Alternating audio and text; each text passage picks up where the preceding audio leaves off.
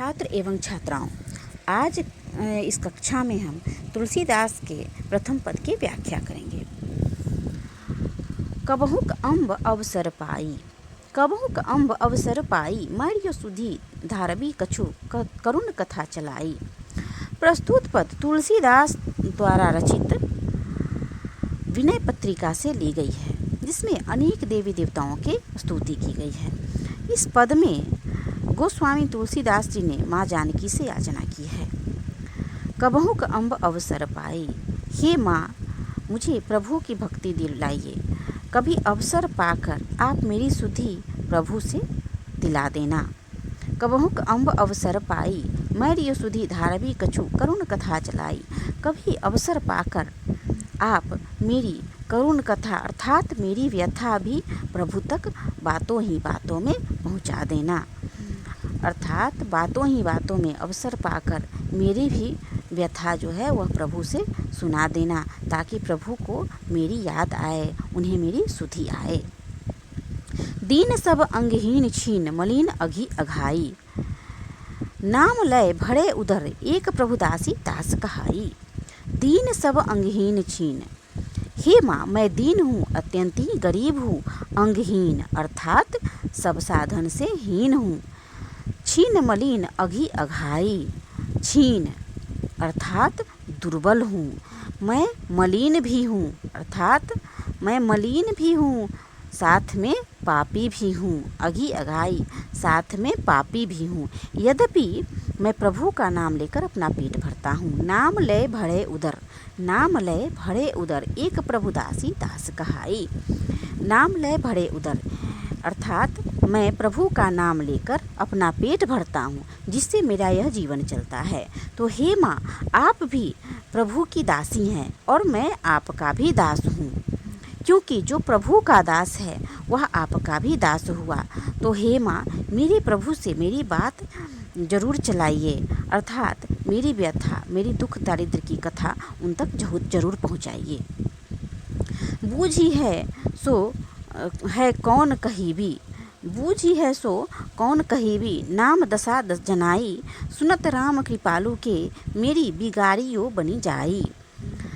जब वह जानेंगे कि कौन है, जब वह जानेंगे मेरे बारे में कि वह कौन है, तो आप उन्हें मेरी दशा और अवस्था का ज्ञान अवश्य करा दीजिएगा। यानी जब उन्हें पता चलेगा कि मैं कौन हूँ, तो उन्हें मेरा नाम और मेरी दशा का ज्ञान उन्हें करा दीजिएगा। सुनत राम कृपालु के मेरी बिगाड़ियों बनी जाई।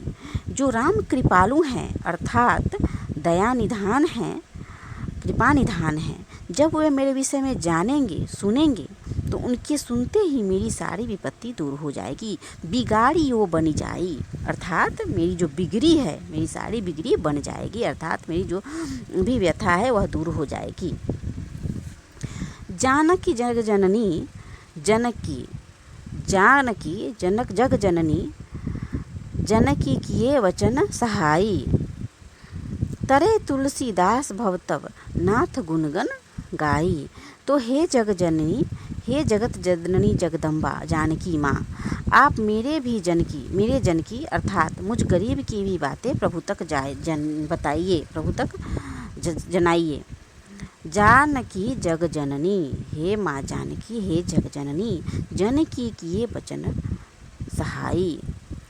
आप हे माँ आप मेरे भी अर्थात मुझ जैसे गरीब जन अर्थात मुझसे से गरीब की भी बातें प्रभु तक पहुँचाइए।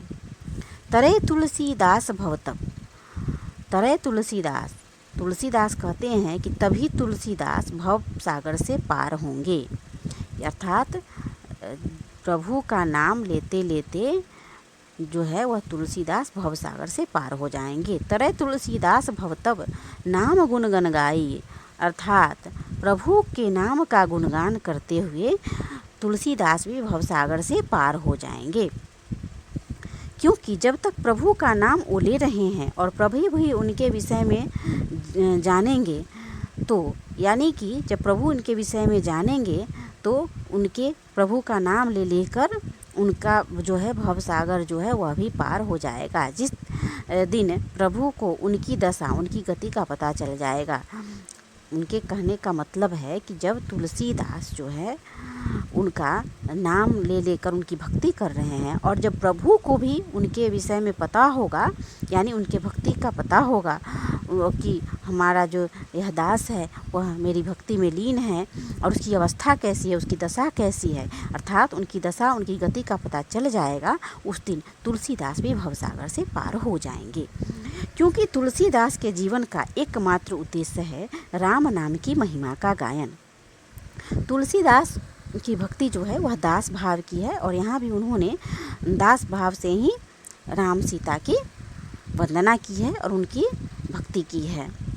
यह पद ब्रज भाषा में लिखी गई है, शांत रस है और राग केदार है, यानी इसमें जो है, इस पद में जो है राग जो है वह केदार में है।